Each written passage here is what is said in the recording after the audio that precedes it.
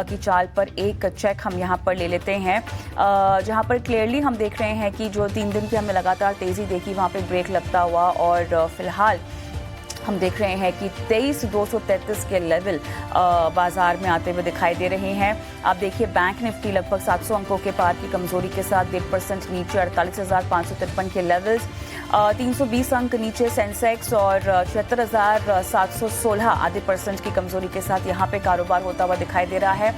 FMCG शेयरों की बात करें तो यहाँ पर आज के सत्र में रौनक आती हुई दिखाई दे रही है।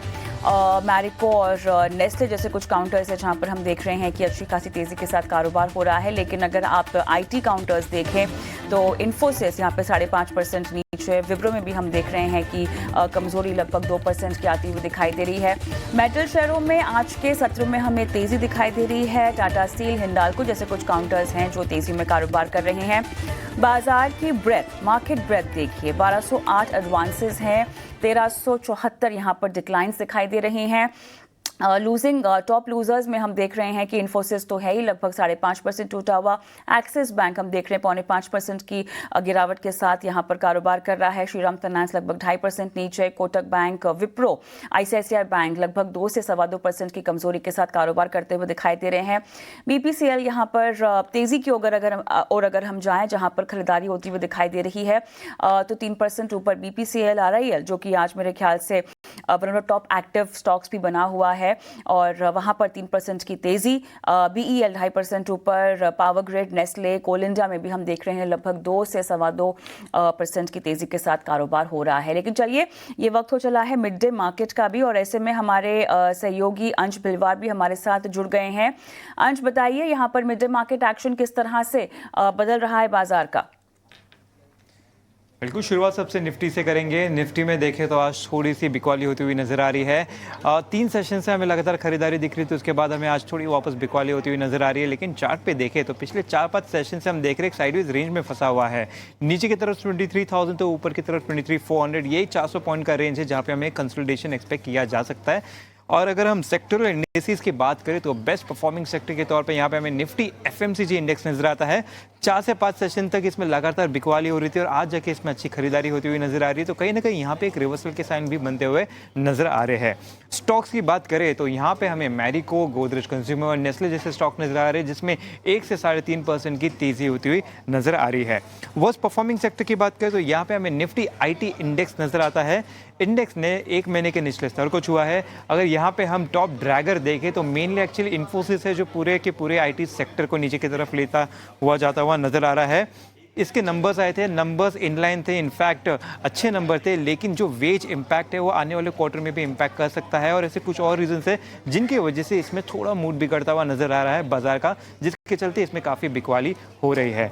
अब अगर हम आगे स्टॉक स्पेसिफिक बात करें तो यहाँ पे स्ट्रॉन्ग वॉल्यूम्स की लिस्ट में सबसे पहले तो एक्सिस बैंक है, करीबन 5% की बिकवाली दिख रही है। यहाँ पे नंबर्स भी इसके आए थे जो ऑलमोस्ट इनलाइन ही थे, लेकिन जो स्लिपेज है वहाँ पे थोड़ा राइज होता हुआ नजर आया, जिसके चलते यहाँ पे बिकवाली हो रही है। फ्यूचर मार्केट में भी देखें एक्सिस बैंक का तो वहाँ पे ओपन इंटरेस्ट करीबन 6% से बढ़ता हुआ नजर आया, तो वहाँ पे काफ़ी स्ट्रॉन्ग शॉर्ट बिल्डअप भी होता हुआ दिख रहा है। इसके साथ साथ हम देख रहे हैं कि RVNL और माइक्रोटेक में हमें अच्छी खरीदारी होती हुई नजर आ रही है। 4% से भारी वॉल्यूम में खरीदारी हो रही है, तो इन्वेस्टर्स काफ़ी पॉजिटिव दिख रहे हैं इन 2 स्टॉक्स को लेकर। तो इन तमाम स्टॉक्स पर नजर रखें। बिल्कुल, और यहाँ पर अंश, ये भी जानना चाहेंगे आपसे, शुक्र है, शुक्रवार है, लेकिन आप ऐसा शायद बोलते हुए नहीं दिखाई दे रहे हैं। सुनाएं आप यहाँ पर आज हमें लगातार बेहतर जो शाम के नतीजे आने वाले हैं उन पर भी अपडेट देते रहेंगे। निफ्टी कंपनियों की SBI life, Tech Mahindra, Wipro जैसे कुछ अहम नतीजे आएंगे जहां पर आपका शुक्रवार थोड़ा सा लंबा फैलता हुआ दिखाई दे रहा है। जी बिल्कुल, शुक्रवार थोड़ा लंबा खिंचता हुआ नजर आ सकता है क्योंकि नंबर्स आने वाले पोस्ट मार्केट, तो हम लगातार आपको लाइव अपडेट्स देते रहेंगे। जैसे ही नंबर आएंगे, विप्रो के आएंगे, टेक महिंद्रा के आएंगे, तो सेम टाइम पे हम लाइव आकर आपको देते रहेंगे उसके अपडेट्स भी। चलिए, और अंश, आपके पीछे हम देख भी रहे हैं यहाँ पर नई Vitara, in fact e Vitara launch भी हो रही है और उसके ताज़ा विजुअल्स आपके स्क्रीन पर भी हम लेकर आएंगे दर्शकों के लिए। चलिए, यहाँ पर थोड़ा सा क्लोजअप हम लेकर जाएंगे विजुअल्स का। But before we get to that, we have a presentation from a very special someone. I would like to now invite Mr. Toshihiro Suzuki, representative. चलिए, इसकी झलकियाँ आपको आगे भी हम शो में दिखाएंगे, लेकिन बाजार की चाल पर विस्तार से हम बात करते हैं। मेरे साथ डेलीकेयर ब्रोकिंग के वीपी रिसर्च अजीत मिश्रा जुड़ गए हैं। अजीत, हाय, आफ्टरनून। और देखिए, बाजार तो हैप्पी फ्राइडे बोल नहीं रहा है। आप बताइए, इस तरह की मुनाफा वसूली को आप कैसे देखते हैं? अगर आपने कविता बिल्कुल देखिए, मार्केट में जो बीच में अभी पॉज भी था, ये कुछ एक खास डिसाइसिव मैं नहीं कहूंगा, कंसिडरिंग कि बहुत एक टाइट रेंज में आप ट्रेड कर रहे थे। और जो नवंबर मंथ का लो था करीब 23,260 का, अब जितनी बार भी अटेम्प्ट हो रहा है उसको सस्टेन करने का, उसको क्रॉस करने का, उतनी बार मार्केट में प्रेशर देखने को मिल रहा है।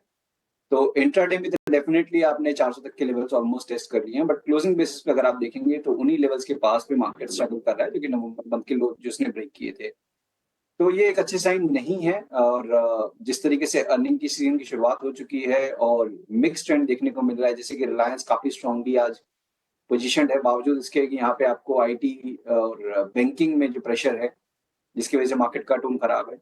तो कहीं ना कहीं देखिए, ये सारे फैक्टर्स अलोंग विद जो आपका एफआईज का कंटिन्यूअसली सेल है, ये तो यही इंडिकेट कर रहा है कि नेगेटिव टोन अभी एक्सटेंड करने वाला है कुछ टाइम के लिए। तो शायद आपको अभी ये रेंज बाउंड बायस ही दिखे और रेंज बाउंड के बाद दोबारा से आपको मार्केट नेगेटिव साइड पे रिज्यूम करता हुआ नजर आया, जो कि करीब 22,700 तक के लेवल तक इंडेक्स को पुश कर सकता है। तो अभी आपको सेल ऑन राइज ही मेंटेन करना है। आपको 23,300 400 का जोन जब भी मिलता है, वहां पे आपको शॉर्टिंग अपॉर्चुनिटी देखनी चाहिए। एक 500 के स्टॉप लॉस के साथ पोजिशनल टारगेट 22,700 का होगा। आपका टेक मुझे प्राइवेट बैंकिंग पर भी चाहिए होगा अजीत, क्या कहेंगे? क्या आपका मन बन रहा है प्राइवेट बैंकिंग में? देखिए, अभी तक आईसीआईसीआई बैंक अछूता था इस पूरे डिक्लाइन में, बट आज के सेशन में हम देख रहे हैं कि आईसीआईसीआई बैंक में भी प्रेशर है। तो अगर आप बैंकिंग एज अ पैक देखेंगे तो पिछले 2-3 दिनों में डेफिनेटली वहां पे आउट परफॉर्मेंस देखी, और कहीं ना कहीं उसकी वजह से एक होप भी था कि शायद अगर बैंकिंग सुधर जाएगा तो फिर निफ्टी में आपको एक शायद रिकवरी, एक्सटेंडेड रिकवरी देखने को मिल जाए। बट वैसा सिचुएशन हुआ नहीं। आज एक्सिस बैंक के नंबर्स के बाद हम देख रहे हैं कि across the banking pack including the private ones, वहां पे आपको एक नेगेटिव टोन एक्सटेंड होता हुआ नजर आ रहा है।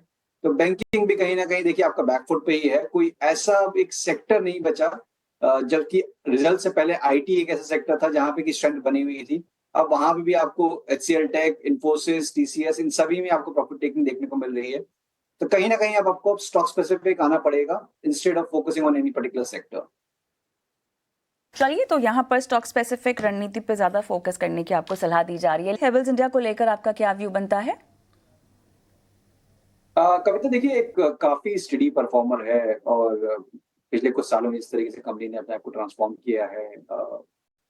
एक जो एफएमसीजी के प्रोडक्ट्स भी अब बनाने लगे, तो एक बीच बीच में जरूर फेजेस आते हैं जहां पे कि स्टॉक में आपको डिक्लाइन देखने को मिलता है। तो ये कांस्टेंट रहा है स्टॉक में, बट अगर आप लॉन्ग टर्म पे देखेंगे तो एक स्टडी अप ट्रेंड आपको नजर आएगा। तो मेरे हिसाब से ये जो डिप अभी आप देख रहे हैं 2100 से स्टॉक करीब 1600 तक आया है, तो एक अच्छी बाइंग अपॉर्चुनिटी है, इन्वेस्टमेंट अपॉर्चुनिटी है। तो अगर आप लंबी अवधि के लिए देख रहे हैं तो ये 1400 से लेकर 1600 का जोन ये है, ये आपको एक्यूमुलेशन के बारे में देखना चाहिए। वन गो में ना करिए, कंसिडरिंग कि मार्केट का टोन भी नेगेटिव है।